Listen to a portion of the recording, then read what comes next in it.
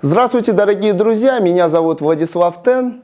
Я руководитель центра Lingua Ten. Мы преподаем казахский язык. Я изучил казахский язык с нуля. Я знаю, как обучить языку по своим собственным алгоритмам. Сегодня мы подготовили для вас специальный курс. Желаем вам успехов в изучении языка вместе с нами. Первая тема будет посвящена специфическим буквам или звукам казахского языка, так называемые лайфхаки. То есть для того, чтобы произнести слова более или менее аутентично, более или менее, чтобы они были похожи на речь носителя языка. Вы знаете, что казахский алфавит состоит из 42 букв, казахский алфавит на кириллице. Специфической буквой будет уже вторая буква, это буква «э». И как бы все ее знают как перевернутую букву «е». И по ошибке ее почему-то называют «э». Вот приведем пример. Вот я слышу от многих русскоязычных друзей, что улицу Менгелик-Ель называют Менгелик-Ель. Менгелик-Ел. Менгелик-Ел. Почему так происходит? Потому что перевернутую букву «е» произносят как а нужно ее произносить все-таки приближенно к звуку А. И немного вытянуть вперед язык, и даже можете постараться это сделать, то есть высунув язык, и вместо А у вас будет Это будет Менгелек. И следующий специфический звук – это звук К. То есть как бы это К, но внизу хвостик. И эта буква, в принципе, на начальном этапе я говорю людям, в принципе, если не можете произносить, произносите как обычную К. Но как бы на самом деле и как бы такое придыхание немного, да, как К плюс Х, только быстро. Х, вот как бы Х. И потом попытайтесь это еще быстрее сказать, и получится Х вместо К. Как бы если бы вы русская Катя, сказали бы как Катя. Следующий специфический звук – это так называемый Н, но вот с хвостиком. И как бы тоже есть специфика произношения, как бы это так называемый, ну можно его назвать носовым Н, да, то есть попытайтесь сказать звук, букву Н, но через нос, то есть и выходит у вас не Н, а Н, да. Но опять же, для многих это сложно. И тогда я просто рекомендую на начальном этапе просто произносить ее точно так же, как обычную «н». Но представьте себе, если бы эта «н», вот специфическая «н» была бы в русском языке, то вы бы сказали вместо, допустим, Николай, вы бы сказали Николай, Николай. То есть что-то есть специфическое в этом. Или вместо слова, допустим, сон, вы бы сказали сон. Сон. Именно такой звук есть в казахском языке. И следующие специфические звуки, как бы всем страшно почему-то от 3 букв У в казахском языке. Многие, видя это, уже как бы боятся начинать изучать казахский язык. Но действительно, потому что это некоторый нонсенс для русскоязычного, так как в русском языке всего лишь 1 буква У. И вот обратите внимание, вот 3 разновидности буквы У. И первая, она такая же, как в русском языке, то есть завиток влево, да. То есть ее в принципе произносите как обычную русскую У. Иногда она мягче, иногда она тверже. То есть либо она У, либо У чуть-чуть. Но обратите внимание, вот эта русская У, так скажем в кавычках русская У, она несколько длинная. То есть русская У вообще длинная. То есть представьте себе слово утка, утка. То есть вы же не говорите утка, утка. Вы говорите утка. А вот смотрите, теперь у нас есть 2 специфические У, так скажем. Это так называемый Y или английская буква Y. Но есть просто буква Y или Y, а есть Y и еще палочка посередине, да? И вот это Y или Y без палочки, это как бы мягкая разновидность сверхкраткой У. И, значит, с палочкой Y это сверхкраткая твердая У, то есть это О. Теперь вопрос, ну хорошо, я сказал, а как же это все-таки на практике реализовать? Мы знаем, есть еще один специфический звук, это буква О и посередине палочка. И знаете, я бы ее отнес тоже как бы... Мы все-таки рассказываем лайфхаки по тому, как выучить и произнести правильно звуки, или приближенно звуки. И так вот, вот эту О с палочкой посередине мы тоже причисляем как бы к разновидности звуков У в казахском языке. То есть ее вы произносите как бы тоже длинную У, но как-то между У и О. И как бы губы вытягиваете, и у вас получается вот так получается. Такой же аналог есть как бы в английском, британском варианте английского языка, как бы в слове «работать». Да? Work. Вот этот звук. И смотрите, вот эта буква О с палочкой посередине и буква Y или Y, которая У мягкая, сверхкраткая, они, в принципе, как бы разновидности одного и того же звука, просто вот буква О с палочкой посередине – это более длинная У. То есть, а вот которая Y или Y или сверхкраткая У, она точно так же произносится, но намного короче. То есть И как бы можно привести примеры, то есть как если бы это звучало в русском языке, вот та же самая утка. То есть вы не говорите же «утка», «утка», вы говорите «утка», «утка», а вот в казахском языке это бы звучало именно «утка», «утка». То есть вот так бы звучал этот звук, как-то неестественно для русского уха. То есть и теперь звук У, который Y с палочкой посередине, это твердая сверхкраткая У. Она как бы, знаете, похожа на обычную О, но проговариваемую сверхкратко. То есть О, О. А вот казахская О, она как раз-таки немного другая, чем русская О. Да, ее можно как бы как О сказать, но она немного более удлиненная. Не то, чтобы вы говорите не слово, например, слово «он». Русское слово «он». Вы говорите не «он», а «он». Как бы чуть-чуть тянете эту «о». «Он». Вот так получается. Не получается «он», а «он». Вот знаменитое слово «родина». «Отан». Не просто «отан», «отан». Если вы скажете «отан», это уже будет «y» с перечеркнутой палочкой.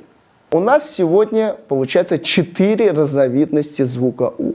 То есть, если они вообще пока не получаются, все 4 называете как У на начальном этапе. То есть это будет акцент, но это поможет вам более-менее аутентично приблизиться к казахскому языку.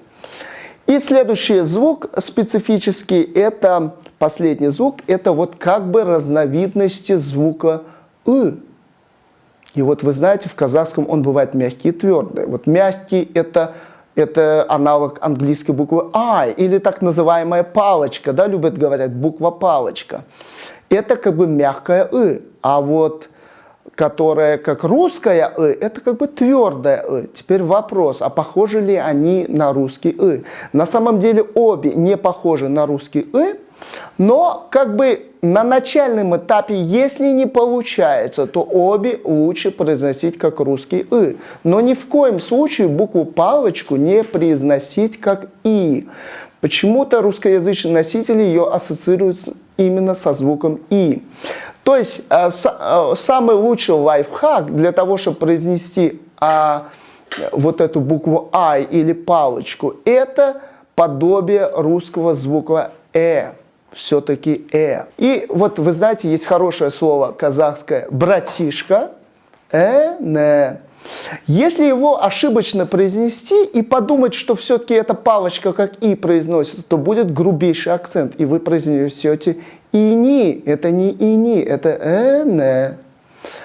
И вот смотрите, теперь, а как же с твердой «ы», которая похожа на русскую «ы»? Попробуйте произнести ее точно так же, как в русском, но немного как бы глубоко в горле, и у вас будет «э». Видите, он немного там. Это вот вам пример. Есть хорошее казахское слово «посуда». «Ыдыс».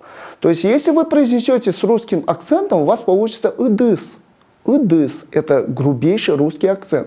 Но это будет лучше, ну, здесь обычно не ошибаются. В принципе, «ы» произносится как «и», но нужно немного грубее. «Ыдыс». казахском языке две разновидности звука или буквы Х. Вот вы знаете, Х как пишется как в русском языке, и еще Х как английское H или латинское H. Да? Как бы, знаете, есть специфика произношения. Одна с придыханием, другая без. Как бы. Но, знаете, все-таки мы преподаем лайфхаки.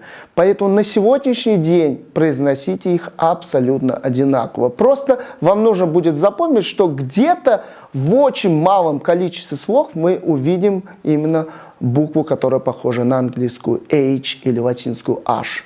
То есть это, например, в слове жихаз, то есть мебель. Ну, там будет вот это Х. Там не будет обычная Х, которую вы знаете как русскую Х. Друзья, еще вот буква Л, она несколько специфична в казахском языке, потому что как бы представляет собой два звука. Это твердый Л или Л или Л или Л и мягкий Л, да? Л, как бы если бы это бы мы писали через русский язык, то мы бы присоединили мягкий знак. Но в казахском языке мягкого знака как такового нет, и поэтому единственный способ, как распознать, что будет произноситься мягко «л», а не твердо «л», это ближлежащие гласные буквы. Так если ближлежащие гласные буквы будут мягкими, то есть относятся к семейству Е букв, да, то есть это опять Е, Б и Э. Ну, еще здесь, по сути, буква еще, о которой мы немного говорили, то буква будет смягчаться. Вот знаменитое слово «ель» ошибочно произносит «ел», потому что если бы знали, что буква мягкая, то есть относится к семье Е букв, то произносили бы «ель» мягко. Ну, допустим, мы знаем, как будет глава государства, да, или вождь, это Ельбасы, да, и мы слышим, как некоторые люди неправильно говорят Елбасы, Елбасы, потому что ближайшая буква Е, она ее смягчает, и уже Ельбасы. Но вот такая есть особенность, о ней мы будем тоже говорить. Друзья, вообще гласных букв в казахском языке, ну, порядочное количество, да, но я сказал, что так называемая есть семья твердых букв, это 4 буквы, семья букв А, так скажем, это, собственно, А, О, О и Э. И 4 мягких, да, это Е, В и Э. Но на самом деле вопрос теперь, но есть еще одна мягкая буква, она как бы тоже к семейству Е относится, буква но она не участвует в образовании как бы ряда, от нее не зависит, то есть от буквы не зависит, какая присоединится буква А или Е, поэтому я ее не упоминаю. Но еще есть, мы знаем такие буквы, которые есть в русском языке, это буква Ё, буква буква Ю и Я. С буквой Ё и очень просто. Их просто не должно быть в казахском языке. В исконно казахских словах их просто нет. То есть, если они есть, это будут русские слова в казахском языке. Потом буква Ю, у нее есть специфика, она бывает и твердая, и мягкая. Буква Я практически везде твердая. Вот это особенность. Закон синхронизма, под ним я буду понимать это присоединение, то есть суффиксов или окончаний, которые имеют в своем составе твердые буквы семьи А, это А или и либо это суффиксы и окончания, которые имеют в своем составе буквы Е или То есть, и вот смотрите, пойдет такой ряд звуков, прям вот, начиная с А. Это А, Ба, Га, Да, Дан, Ка, Кан, Канша, Ма, На, Па, Са, Та. Или мягкий звукоряд пойдет. Смотрите. Е, Бе, Бен, Ге, Ген, Генше, Генде, Де, Ке, Кен, Кенше, Кенде, Ме, Мен, Пе, Се. Ну и так далее. То есть и все будет зависеть от того, это будет семья буквы А или семья буквы Е. То есть и также можно по буквам и там тоже будут специфические вещи происходить. Это по типу мен или мен, бен или бен и так далее. Друзья, на этом мы заканчиваем наш первый урок, который был посвящен лайфхакам по произношению казахских звуков. Желаем вам удачи в изучении казахского языка вместе с нами.